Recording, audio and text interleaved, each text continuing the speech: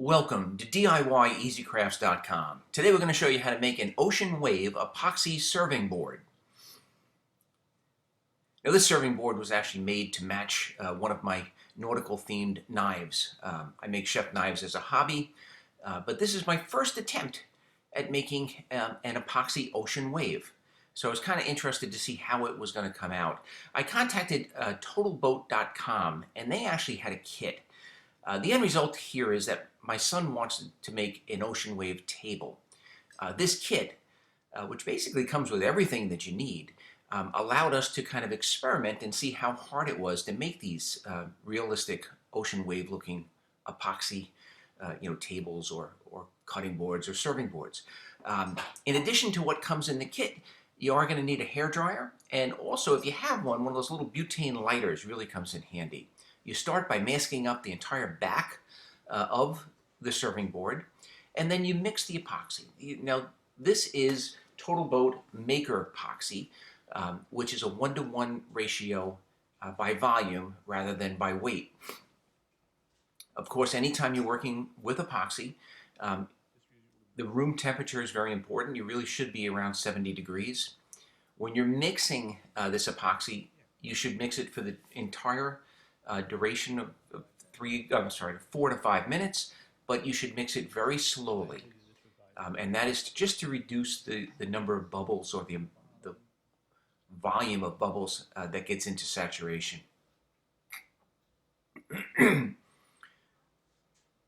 we subdivided that epoxy after it was mixed into some smaller containers. We're going to use a total of total of 4 containers.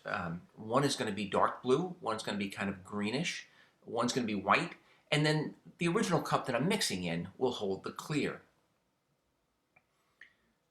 The dyes come in either a powder form or a liquid form. Playing around with it, I seem to like the powdered form a little bit better. It seems to end up being a little bit more translucent. But really, the more dye you add, the more opaque it will become. This is the darker blue that we're going to use as the ocean background.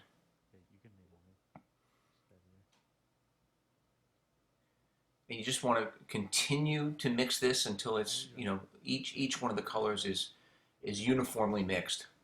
Now the white that came with the kit was a liquid white. The first time we experimented with it, it was actually a little bit too thin. I ended up going back, and you'll see in the video, and added a little bit more white to the mix. I started out by just running the solid blue across the corner of the cutting board. And my mistake, I didn't do this. My son Christopher did this. I had the opportunity to just sit back and take video on this one. And then we used one of the mixing sticks just to spread it out. And then he used his fingers just to make sure that the entire edge of the cutting board was covered with epoxy.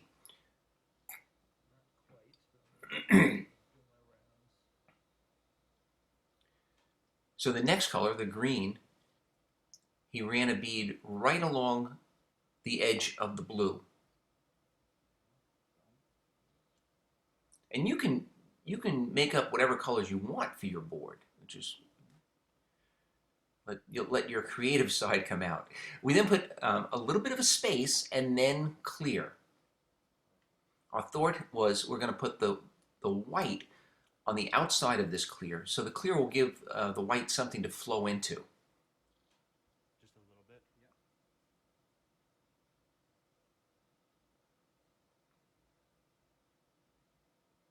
yeah. Now the fun part. After you lay down the white, you get out a hairdryer. You want to put it on cool. You don't really want to heat it up at this point. And depending on how close you are to it and what angle you hold that hairdryer, you're going to get different effects. We wanted to move that white line, kind of disperse it a little bit, over the green, and we wanted to have some of that green disperse over the blue. Like I said before, this is our very first attempt, at making an ocean wave. So that the tendency is to just keep adding and changing things. But in reality, with ocean waves, you know, your original is probably going to be the best shot you get. You might want to add a little bit more white, but don't go overboard, you know, trying to add more dark blue or add more green. We wanted to add a second wave a little bit offshore. He just added a little bit of green and a little bit of white just to add that second set. And then again, use the hairdryer on cool just to kind of disperse that. So at this point, it's actually looking pretty good. We thought maybe it needs a little bit more white. Now this is the butane lighter. When you warm up the resin, and you can do this, you know, either with a hairdryer or a lighter or a torch of some sort. You don't really want to get it red hot. You don't want to burn it. You just want to warm it up, and that is going to actually create what they call cells, or what's going to look like the white froth of an ocean wave. You just have to warm it up a little bit, and then it just creates this beautiful cell structure.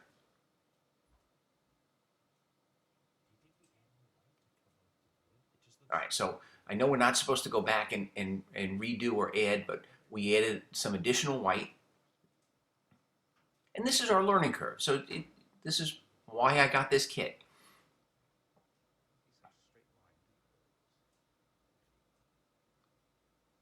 I got to tell you that after we did this one, I ran down to the local Home Goods, and I bought a few additional cutting boards, and I really went to town. They make a great gift, and they're very easy to make, especially if you do a little production line. You can do 3 or 4 of these, you know, basically in the same amount of time it takes to make one. So blew it out again with the hairdryer, and then I went back another time and added additional white. I really wanted that, you know, that real deep white froth to the ocean wave hitting the sand. And blew it out again with the hairdryer on cool.